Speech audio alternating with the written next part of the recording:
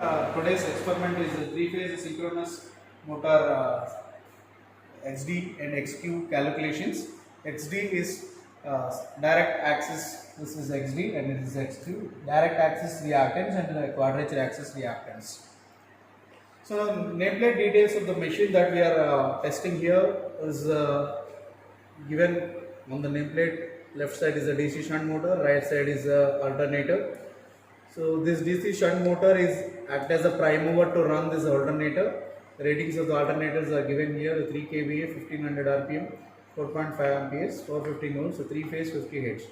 The excitation rating, DC excitation rating is a 220 volts here. So this main aim of this is to calculate XD and XQ.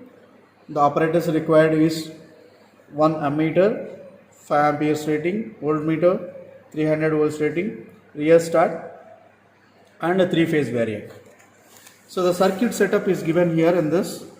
So in this circuit setup, this part is DC motor, this is armature and this is a field. Then it comes to here, this is a 3-phase variac. Here we are giving a 3-phase AC supply, the 50 Hz frequency. This is a stator part of the alternator and this is a rotor part of the alternator. That means that it is field winding. So now this field winding is also needed to be excited. So this DC motor is now only as acting as a prime mover to this circuit. So the circuit setup which is connected here giving these readings. So we need to calculate the maximum voltage, minimum voltage, maximum current and minimum current. So based on these 4 readings, we have 2 formulas for calculating XD and XQ. So first formula is XD, reactance value is voltage divided by current, but it is maximum voltage divided by minimum current. And XQ is a quadrature reactance, that this we can calculate as V minimum divided by I maximum. So once you got these 4 values from the test, and you can able to calculate simply by these 2 equations. Let us come to the experiment now. So in this experiment we have an alternator here. RYB is the input for the alternator. So this is a 3-phase input, and this F1 and F2 is the field winding of the alternator. Then let us see here. This is LAF is this is what is the starter connections of this DC motor setup. Here we have a DC motor armature, DC motor field winding, and this is the input supply to the DC motor. So these are the machines that we have for this, and the setup is connected here. 3 meters are connected, 1 voltmeter, this is another voltmeter, this is ammeter. So our readings from these 2 meters only. This meter we are connecting to check the phase sequence. So whether we are connecting a proper phase sequence or not. So this will be a constant value. We will not at all take this value under our test. So now this is your field regulator. Then by adjusting this field regulator in steps, then we can observe the variation in the field current and armature current, this voltage. Then we have the variation in voltage and current for different steps we are taking. So for different steps we can calculate XD and XQ, but we are testing for here only one reading. So for any of value of field excitation you can calculate, approximately you can get the same value of XD and XQ. So because XD and XQ is fixed for the machine, it should not be varied. For any excitation you can take, so you can calculate the minimum voltage and maximum voltage. You can calculate minimum current and maximum current. So from that we can get the values of XD and XQ is approximately same. This is the conclusion. So, but we are testing here only for one excitation, so that is enough. So let us start the experiment here. So let us first, we are starting with the closing of DPST switch, and we are starting the DC motor. Once the DC motor is running, that is connected to the alternator also will run. So the later, so we are varying the voltage here by means of a 3-phase variac. So here I set some value. So some minimum value I set is this 80 volts I adjusted. So later on, actually it is having some constant value, it is not at all varying. So I wanted to vary this voltage, so that I need to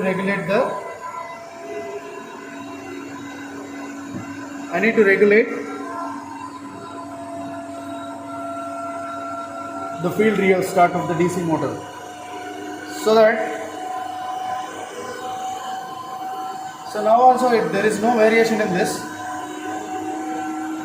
still it is keep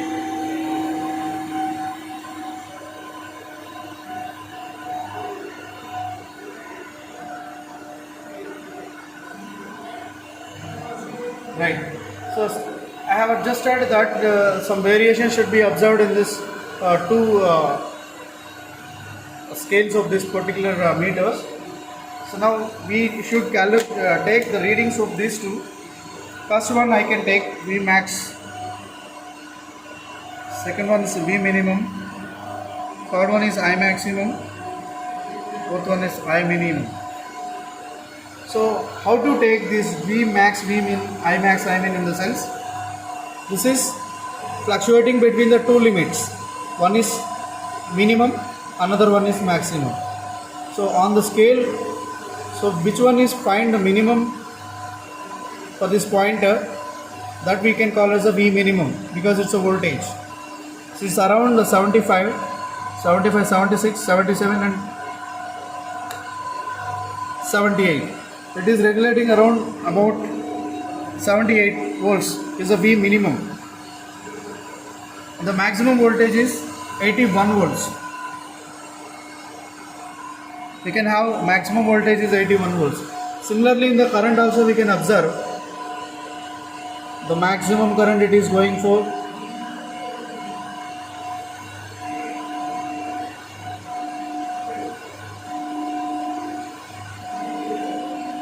4.4 amperes is maximum current. The minimum current is a 3.1. So now we have a formula with me, XD and XQ. XD is V max divided by I minimum. So the V max I got it is 81 divided by I minimum value is 3.1. XQ value is V minimum divided by I maximum. Here it is a 78 divided by 4.4. This is around 26.12. This is ohms. This is around 17.72 ohms.